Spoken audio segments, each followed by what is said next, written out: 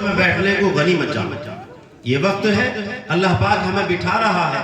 یہ تو زندگی ہے، گزر جائے گی، گزر گئی اور گزر جائے گی میرے بھائی، گزرتی جا رہی ہے. دعا کیا کرو کہ اللہ پاک جلسوں میں مجلسوں میں علماء کے ساتھ بیٹھنے کے لیے ہمیں قبول فرمائے. بڑی نیک مجلسیں ہوتی ہے، آپ بیٹھیں گے، اس پر بیٹھنے پر بھی اجر ملے گا، محبت کرنے پر بھی اجر ملے گا، اور کچھ سن کے اور سیکھ کر کے جاؤ. ہمارے ان جلسے جلوس کا مقصد ہوتا ہے معروفات کا حکم دینا اور منکرات سے روکنا. معروفات کا مطلب ہے قرآن کریم کی تعلیم کو عام کرنا، اللہ کے رسول صلی اللہ علیہ وسلم کے ذکر خیر، آپ کے تذکرے، آپ کے اقوال، آپ کے افعال، آپ کی زبان مبارک سے نکلی ہوئی باتیں ایک دوسرے کو شیئر کرنا اور پہنچانا. یہ ان جلسے جلوس کا مقصد ہے. قرآن کریم کو من وعن جس طرح سے صحابہ نے پہنچایا امت کو، اسی طرح سے اگلوں کو پہنچانا ہم سب کی ذمہ داری ہے. اگر ہم قرآن اگلی نسل تک نہ پہنچا پائے تو یقیناً ہم مجرم کہلانے کے مستحق ہیں. تو قرآن کریم کی تعلیم کو عام کرنا یہ بھی معروف ہے، اس کا بھی نام معروفات میں داخل ہے. حدیث شریف کو پڑھانا یہ بھی معروف ہے، مدرسہ بنانا یہ بھی معروفات میں ہے، مدرسے کو چلانا یہ بھی معروف.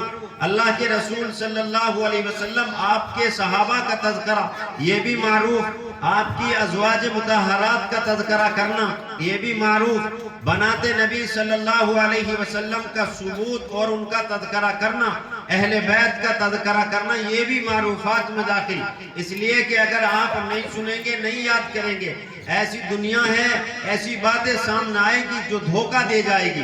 اس لیے صحیح باتیں یاد کرنا ہماری ذمہ داری ہے. قرآن کریم کے اندر 114 صورتیں ہیں.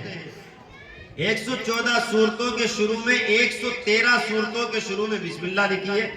ایک صورت کے شروع میں بسم اللہ نہیں لکھی. کیوں نہیں لکھی؟ حضرات صحابہ اکرام رضوان اللہ تعالی علیہ مجمعین نے ایسے ہی لکھا ہے اور ایسے ہی پڑھا ہے. قیامت آ جائے گی، ساری دنیا قرآن کریم میں ایک بسم اللہ نہیں پڑھا سکے.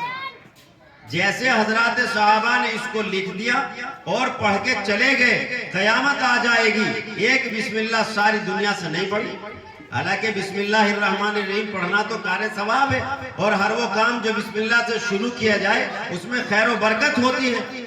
ہوتا یہ تھا، اللہ کے رسول صلی اللہ علیہ وسلم کے اوپر قرآن نازل ہوتا، قرآن اترتا تو حضرات صحابہ کو حضور فرماتے اس کو لکھ لو، حضرت امیر معاویہ سے کہتے اس کو لکھ لو، حضرت علی سے کہتے اس کو لکھ لو، حضرت عمر عثمان و غنی سے کہتے اس کو لکھ لو.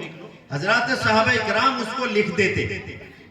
تو سورہ توبہ سے پہلے جو سورہ انفال ہے اس کے اندر جو مضامین ہیں وہ جنگ بدر کے بہت سارے مضامین، مکی کے حالات اس کے اندر آئے ہیں. تو جس وقت اس سورت کا نزول ہو رہا ہے حضور پاک صلی اللہ علیہ وسلم نے کہا اس کو لکھ لو. اب آگے دوسری سورت شروع ہو گئی، لیکن حضور نے صراحت کے ساتھ یہ نہیں فرمایا کہ اس کو الگ لکھ لو. تو اس لیے صحابہ نے پہلی سورت کو بھی اور اس سورت کو بھی ایک ہی جگہ لکھ دیا. سورہ انفال اور سورہ توبہ کے شروع میں اسی وجہ سے بسم اللہ الرحمن الرحیم نہیں لکھی جاتی ہے، نہ پڑھی جاتی ہے، اس لیے کہ اس کے مضمون اور اس کے مضمون ایک جیسے ہیں. تو جو اہل علم ہے وہ تو اس کو جانتے ہیں، لیکن قرآن کریم کتنا محفوظ ہے، اس کی سند کتنی محفوظ، اللہ کی قرآن، اللہ کا کلام کتنا محفوظ کہ حضور کے زمانے سے آج تک ساری دنیا ایک بسم اللہ صحابہ نے چھوڑ دی، ساری دنیا اس کو نہیں لکھ سکی، ساری دنیا نہیں لکھ سکی. جس طرح سے صحابہ پڑھ کے گئے، تابعین پڑھ کے گئے، ائمہ اکرام نے اس کو پڑھا، آج بھی ایسے ہی پڑھا جا رہا ہے اور قیامت تک ایسے ہی پڑھا جاتا رہے گا. لوگ برکتیں حاصل کرتے رہیں گے، قرآن کریم سے استفادہ کرتے رہیں گے، اس لیے کہ ساری دنیا کو راستہ دکھانے کے لیے اگر دنیا میں کوئی کتاب موجود ہے تو قرآن کریم. تو حضرات صحابہ اکرام قرآن کریم کے لکھنے والے ہیں اور قرآن کے اول مخاطب ہیں. اللہ نے فرمایا ذالک الکتاب لا ریب فیہ ھدی للمتقین.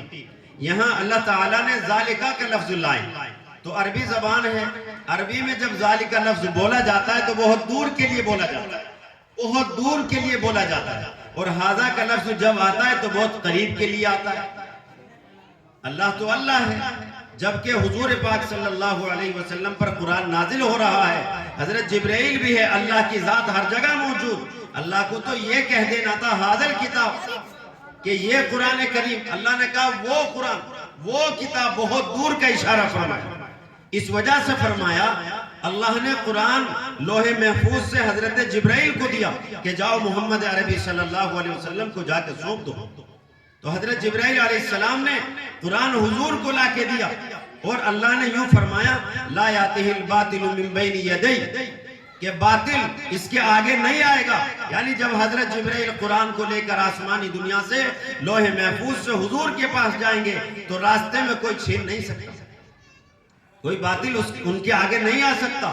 حضرت جبرائیل علیہ السلام اتنے بلند و بالا فرشتے، روح القدس والامین جن کا لقب، وہ قرآن کو لے کے آ رہے۔ میرا یقین ہے اللہ نے حضرت جبرائیل کو قرآن دیا، جبرائیل علیہ السلام نے پورا کا پورا حضور کو لا کے دے دیا۔ تو اللہ نے فرمایا کہ حضرت جبرائیل سے کوئی لے نہیں سکتا تھا، باطل ان کے آگے نہیں آتا۔ حضور پاک صلی اللہ علیہ وسلم پر قرآن